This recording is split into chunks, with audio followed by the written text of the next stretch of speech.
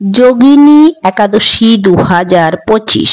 নমস্কার বন্ধুরা, ধর্মীয় ব্রতমালার নতুন একটি পর্বে আপনাদের সকলকে স্বাগত জানাই। আজকের পর্বে থাকবে যোগিনী একাদশী ব্রত কবে, জানবো তার সঠিক দিন, তারিখ, সময়সূচি, ব্রত মাহাত্ম্য কথা এবং বিভিন্ন স্থানে পালনের সঠিক সময়সূচি। যোগিনী একাদশী ব্রত 21শে জুন নাকি 22শে জুন, কবে পালন করতে হবে? অম্বুবাচীতে পড়েছে একাদশী। যোগিনী একাদশী ব্রত আষাঢ় মাসের কৃষ্ণপক্ষের একাদশী। 22শে জুন 2025 রবিবার পালিত হবে যোগিনী একাদশী। যোগিনী একাদশী ব্রত মাহাত্ম্য কথা। ব্রহ্ম বৈবর্ত পুরাণে আষাঢ় মাসের কৃষ্ণপক্ষের একাদশী ব্রত মাহাত্ম্য যুধিষ্ঠির শ্রীকৃষ্ণ সংবাদে বর্ণিত আছে। যুধিষ্ঠির বললেন, হে বাসুদেব, আষাঢ় মাসের কৃষ্ণপক্ষে একাদশী ব্রত মাহাত্ম্য কৃপাপূর্বক আমার কাছে বর্ণনা করুন। শ্রীকৃষ্ণ বললেন, হে মহারাজ, সকল পাপনাশিনী ও মুক্তিপ্রদ এই উত্তম ব্রতের কথা বলছি, আপনি শ্রবণ করুন। আষাঢ় মাসের কৃষ্ণপক্ষিয়া একাদশী যোগিনী নামে পরিচিত। মহাপাপ বিনাশকারী এই তিথি ভবসাগরে পতিত মানুষের উদ্ধার লাভের একমাত্র নৌকা স্বরূপ।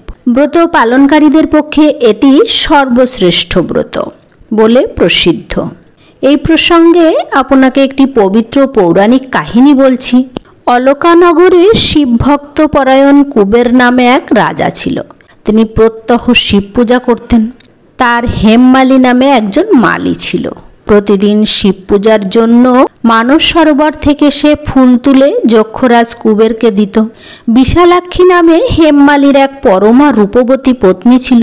সে তার সুন্দরী পত্নীর প্রতি অত্যন্ত আসক্ত ছিল। একদিন সে তার স্ত্রীর প্রতি কামাসক্ত হয়ে পড়ল। রাজভবনে যাওয়ার কথা ভুলে গেল। বেলা 2 প্রহর অতীত হলো। অর্চনের সময় চলে যাচ্ছে দেখে রাজা ক্রুদ্ধ হলেন।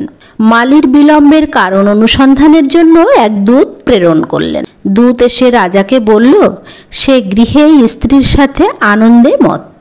দূতের কথা শুনে কুবের রেগে তখনই মালিকে তার সামনে হাজির করতে আদেশ দিলেন। এদিকে মালি পূজার সময় অতিবাহিত হয়েছে বুঝতে পেরে অত্যন্ত ভয় পেল। তাই স্নান না করেই রাজার কাছে উপস্থিত হলো। তাকে দেখা মাত্রই রাজা ক্রোধ বশে চোখ রাঙিয়ে বললেন, রে পাপিষ্ঠ দুরাচার, তুই দেব পূজার পুষ্প আনতে অবজ্ঞা করেছিস, তাই আমি তোকে অভিশাপ দিই। তুই শ্বেতকুষ্ঠগ্রস্ত হয়ে যা। তোর প্রিয়তমা ভার্যার সাথে তোর চির বিয়োগ সংঘটিত হোক। রে নিজ, তুই এখুনি এই স্থান থেকে ভ্রষ্ট হয়ে অধোগতি লাভ কর। কুবেরের এই অভিশাপে হেমমালী তার পত্নীর সাথে স্বর্গভ্রষ্ট হয়ে দীর্ঘকাল যাবৎ কুষ্ঠরোগ ভোগ করতে লাগলো। রোগের যন্ত্রণায় দিন অথবা রাত্রে কখনোই সে সুখ পায় না। এভাবে শীত গ্রীষ্মে প্রচণ্ড বেদনায় বহু কষ্ট পেত। এইভাবে সে জীবনযাপন করতে লাগলো। কিন্তু দীর্ঘদিন মহাদেবের অর্চনার ফুল সংগ্রহের স্বীকৃতির ফলে সে শাপগ্রস্ত হয়েও বৈষ্ণব শ্রেষ্ঠ শিবের কখনো বিস্মরণ হয়নি। একদিন হেমমালী ভ্রমণ করতে করতে হিমালয়ে শ্রী মার্কণ্ডেয় ঋষির আশ্রমে উপস্থিত হলো। কুষ্ঠরোগে পীড়িত সপত্নী হেমমালীকে দর্শন করে শ্রী মার্কণ্ডেয় তাকে বললেন, তুমি কার অভিশাপে এরকম নিন্দনীয় কুষ্ঠরোগগ্রস্ত হয়েছ? সে উত্তর দিল, হে মুনিবর, রাজা ধনকুবেরের আমি ভৃত্য ছিলাম। আমার নাম ছিল হেমমালী। আমি প্রত্যহ মানস সরোবর থেকে ফুল তুলে শিবের পূজার জন্য রাজাকে দিতাম। কিন্তু দুর্ভাগ্যক্রমে একদিন স্ত্রীর মনোরঞ্জনের হেতু কামাসক্ত হয়, সেই ফুল দিতে দেরি হয়। রাজার অভিশাপে এরকম দুর্দশাগ্রস্ত হয়েছি। পরোপকারী সাধুগণের স্বাভাবিক কর্ম। হে ঋষি শ্রেষ্ঠ, আমি অত্যন্ত অপরাধী, কৃপা করে আমার প্রতি প্রসন্ন হন। তখন দয়ার্ত চিত্তে মার্কণ্ডেয় মুনি বললেন, হে মালী, তোমার মঙ্গলের জন্য শুভ ফলকারী এক ব্রতর উপদেশ করছি। তুমি আষাঢ় মাসের কৃষ্ণপক্ষের যোগিনী নামক একাদশী পালন করো। এই ব্রতের পুণ্য প্রভাবে তুমি তোমার কুষ্ঠ ব্যাধি থেকে মুক্ত হবে। শ্রীকৃষ্ণ বললেন, ঋষির উপদেশ শ্রবণ করে হেমমালী তাকে প্রণাম জানালো। পরে অত্যন্ত আনন্দে ঋষির আদেশ মতো নিষ্ঠার সঙ্গে যোগিনী একাদশী ব্রত পালন করলো। এইভাবে হেমমালী সমস্ত রোগ থেকে মুক্ত হলো এবং পত্নী সহ সুখে জীবনযাপন করতে লাগলো। হে মহারাজ যুধিষ্ঠির, আমি আপনার কাছে ওই ব্রত উপবাসের মহিমা কীর্তন করলাম। এই ব্রত পালনে ৮৮,০০০ ব্রাহ্মণকে ভোজন করানোর ফল লাভ হয়। যে ব্যক্তি এই মহাপাপ বিনাশকারী ও পুণ্যফল প্রদায়িনী যোগিনী একাদশীর মাহাত্ম্য কথা পাঠ ও শ্রবণ করে তার অচিরেই সর্বপাপ থেকে মুক্তি হয়।